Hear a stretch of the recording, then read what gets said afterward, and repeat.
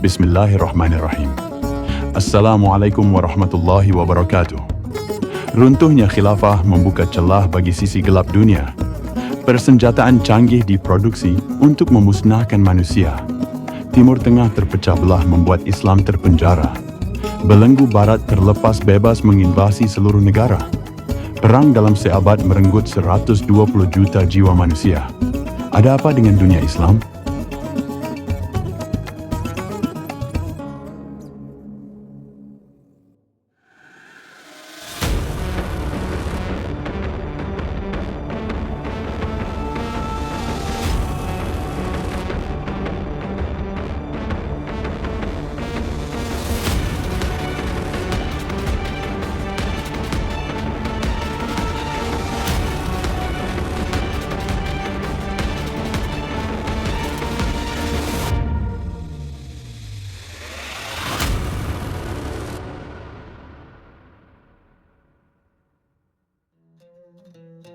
Ar-Rum Bagian 3. Keterpurukan Timur Tengah sebagai pemimpin peradaban.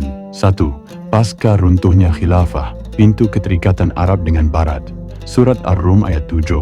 Mereka hanya mengetahui yang lahir saja dari kehidupan dunia, sedang mereka lalai terhadap kehidupan akhirat.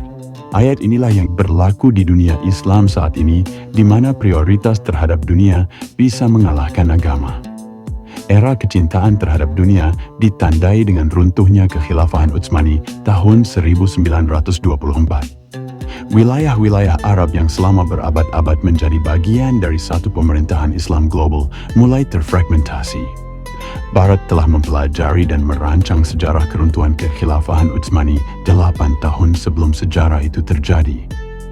Langkah itu terlihat dari jejak perjanjian rahasia Sykes-Picot pada 1916 antara Inggris dan Prancis. Apa itu perjanjian rahasia Sykes-Picot? Pada masa Perang Dunia I, Kekaisaran Utsmani bergabung dengan blok sentral, yaitu Jerman dan Austria-Hungaria, berseberangan dengan Inggris, Prancis, dan Rusia. Untuk menghancurkan kekuatan Utsmani, Inggris mencari dukungan dari bangsa Arab dengan janji kemerdekaan jika mereka memberontak melawan Turki. Janji ini tertuang dalam korespondensi McMahon Hussein tahun 1915 sampai 1916. Namun secara diam-diam, Inggris dan Prancis telah membuat perjanjian rahasia yang berkontradiksi langsung dengan janji kemerdekaan tersebut. Perjanjian itu adalah Sykes-Picot, berasal dari nama dua diplomat, Mark Sykes dari Inggris dan François-Georges Picot dari Prancis. Perjanjian Sykes-Picot membagi wilayah Utsmani menjadi beberapa zona. Zona A atau wilayah Suria dan Lebanon yang akan dikontrol Prancis. Zona B atau wilayah Irak Selatan yang akan dikontrol Inggris. Zona netral atau wilayah Palestina yang dijadikan wilayah internasionalisasi.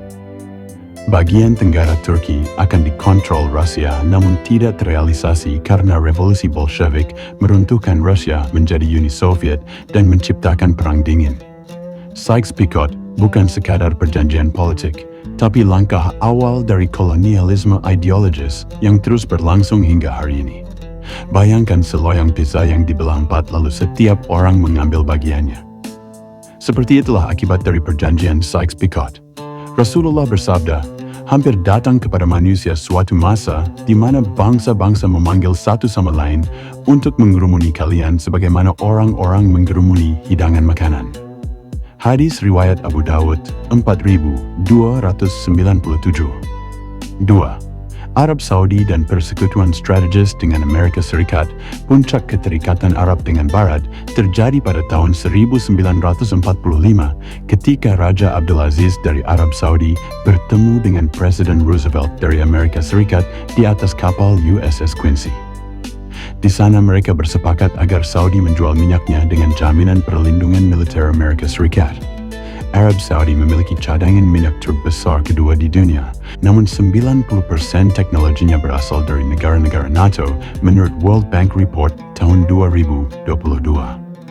Menurut laporan Brookings Institution tahun 2020, Arab Saudi adalah pembeli senjata terbesar dari Amerika Serikat dengan nilai pembelian senjata melebihi $100 miliar selama 1 dekade terakhir. Ini mengisyaratkan keromantisan hubungan Arab Saudi dengan Amerika Serikat. Dan realitanya tampak dari diamnya Arab Saudi ketika Gaza diinvasi padahal ia memiliki persenjataan lengkap. Rasulullah bersabda, "Jua akan mengikuti sunnah-sunnah orang sebelum kamu sejengkal demi sejengkal, sehasta demi sehasta, sampai jika mereka masuk ke lubang biawak pun kamu akan mengikutinya."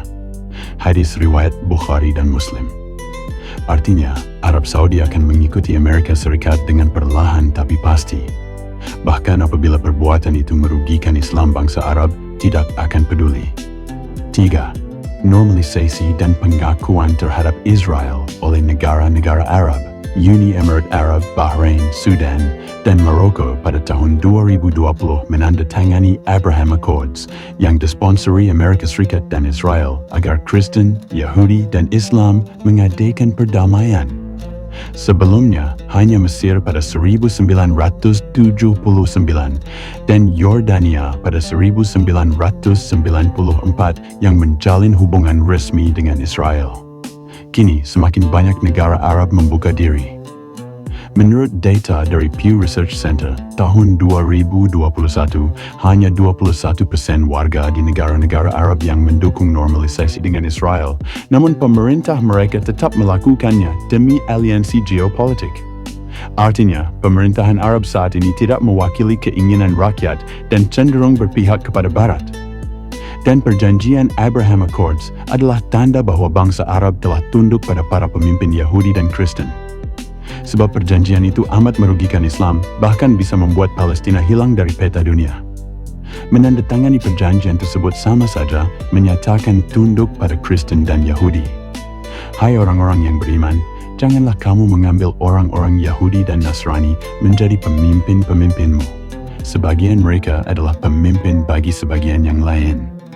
Barang siapa di antara kamu mengambil mereka menjadi pemimpin, maka sesungguhnya orang itu termasuk golongan mereka. Al-Quran Surat Al-Ma'idah ayat 51. Artinya, Allah telah menggolongkan negara-negara Arab yang menandatangani Abraham Accords sebagai golongan Yahudi atau Nasrani. 4. Kemunduran spiritual dan hilangnya ruh Islam. Sejak kedekatan Timur Tengah dengan Amerika Serikat intens di berbagai sektor seperti ekonomi dan politik, maka dampaknya teras di sektor lain, termasuk pendidikan. Nuansa Barat perlahan masuk mewarnai pendidikan, budaya, bahkan ideologi.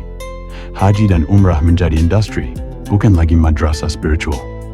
Laporan Pembangunan Manusia Arab PBB tahun 2022 menyatakan bahwa tingkat literasi agama dan partisipasi sosial Islami di kalangan pemuda Arab mengalami penurunan signifikan selama 15 tahun terakhir.